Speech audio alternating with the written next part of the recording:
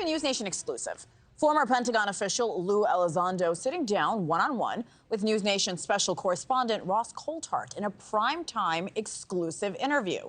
As part of Friday night's bombshell special report, Elizondo, who says he ran a secretive Pentagon program, shares what he claims the government really knows about UFOs. What did you see? I saw a technical device that had been removed, excised by the Department of Veterans Affairs by a surgeon, a trained physician from a U.S. military service member who claimed to have a UAP encounter. The physician claimed that the object tried to run on him or evade being excised. So let me get this right. This object, whatever it is, it's a constructed object. It's a technological object.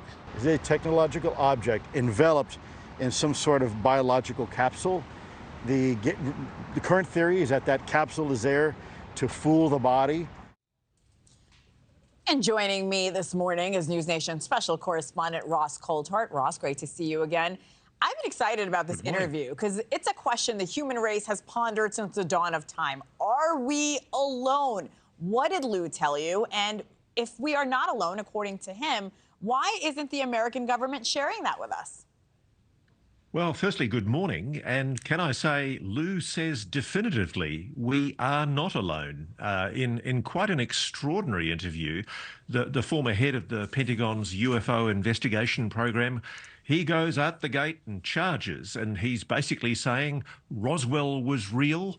And then you've got that wonderful science fiction sounding admission that he makes that they actually pulled some kind of non-human implant out of a human being, a veteran who was in a UAP encounter, and that this implant in some way, Hannah, tried to evade being caught by the surgeon that was trying to remove it. So is there a bigger question now about finding out how these aliens feel about us on our planet and the human race?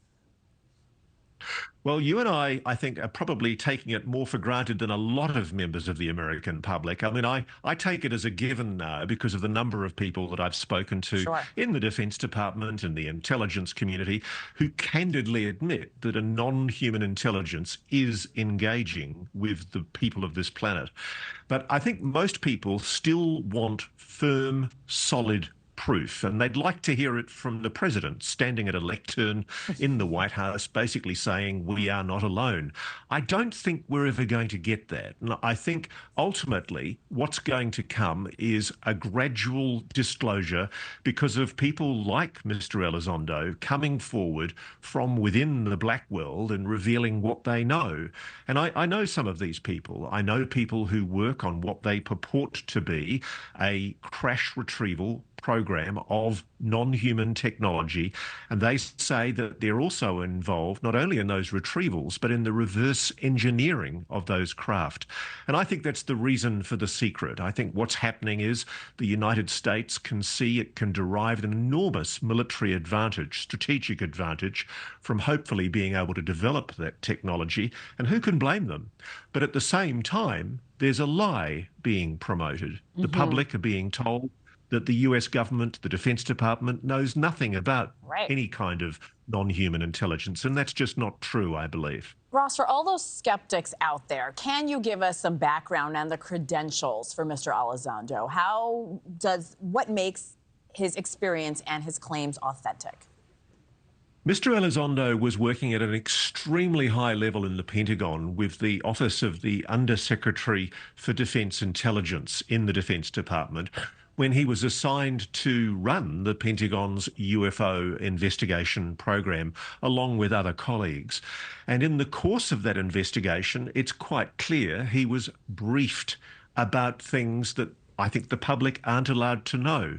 He's only been allowed to speak to us within a very narrowly confined publication security review that's been approved by the Defense Department, and he's been stopped from revealing quite a number of things. His new book, Imminent, actually has redactions in it, Hannah, where it's basically not allowed to disclose things that he wanted to tell the public. And so I think one of the problems that he faces, and a lot of these officials face, is that they're constrained by their security oath. They're patriots. They're not going to do anything to block the protection protection of US national security.